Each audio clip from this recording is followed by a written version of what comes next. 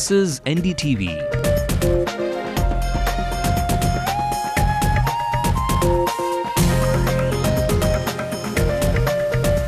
And you're watching NDTV Hindu.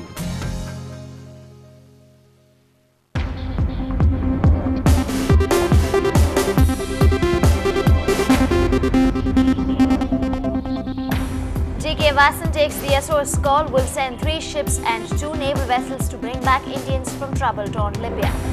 Fishermen associations from Tamil Nadu will visit Colombo to discuss the continuing attacks on fishermen with their counterparts. Indian Union Muslim League is the second party after PMK to clinch the deal with the ruling DMK that allots them 3 seats. More than 2,000 members of the opposition form a human chain for 2 kilometers in Raja's native Perambalur against the 2G scam.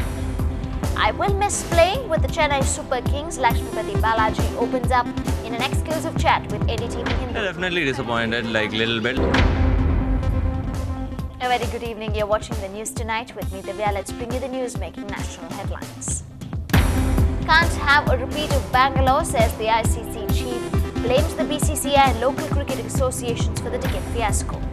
2 special Air India flights begin evacuation from Libya. 2 naval warships are also on their way. The NCP MLA accused of raping a 22-year-old woman is suspended from the party. He is yet to be arrested. Now, Sports Minister Ajay Makhan snubs Kalmadi skips the National Games closing ceremony. We celebrate the world of Tinkle and Amar Chitrakara. Their creator Anand Pai died this week.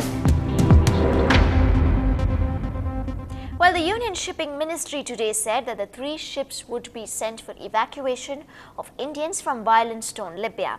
G.K. Vasan says the cruise liner MV Scotia that was supposed to be used for the proposed ferry service between Tuticorin in Tamil Nadu and Colombo was already on its way to Tripoli for rescuing 18,000 Indian nationals.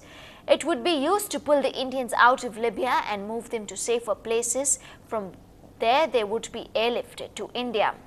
This move comes following the request of the Ministry of External Affairs. Remember, 2 Indians working in Libya have been killed last week in the clashes. One of them, in fact, is from Tirunelveli, and efforts are also being taken to bring his body back.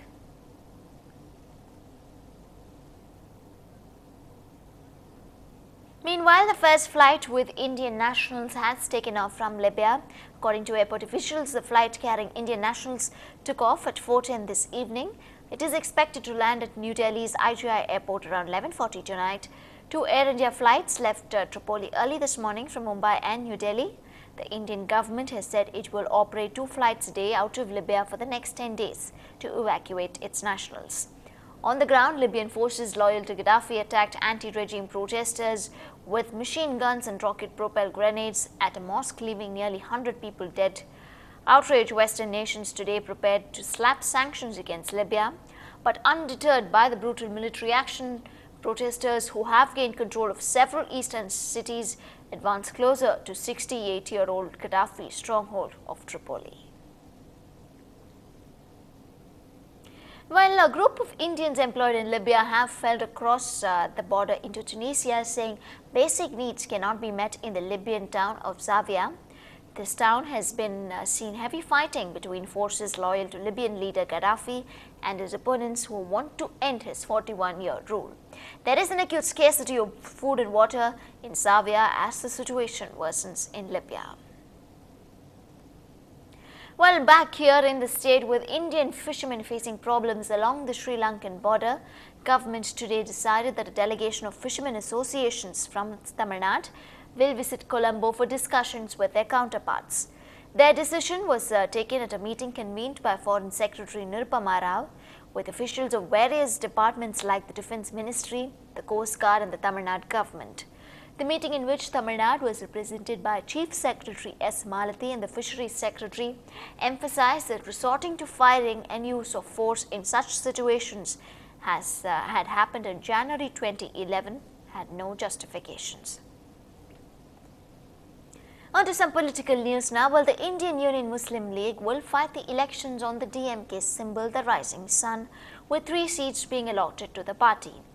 In the 2006 elections, the DMK had allotted 2 seats to the IUML.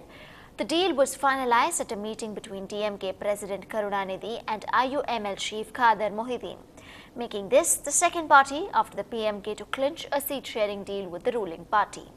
DMK has managed to bring back PMK, which is a backward Vaniyar community, into its alliance, giving them 31 seats of the party. But the ruling DMK is yet to clinch the deal with Congress even after 2 rounds of seat-sharing talks were held amidst tough bargaining by both.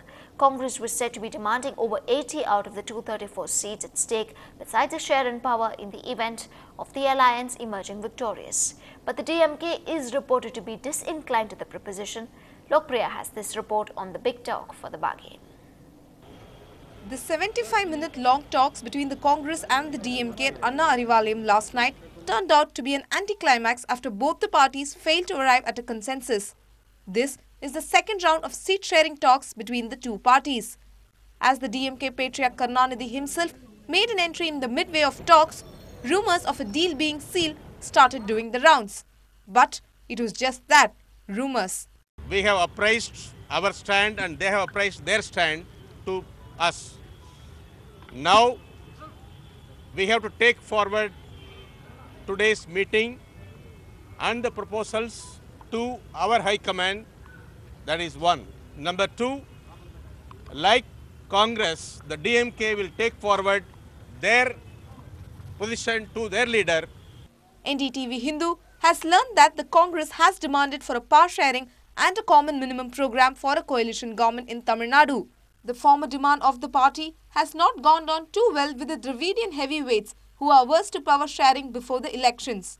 But the Chanakya of Tamil Nadu politics sure knows how to play his cards right.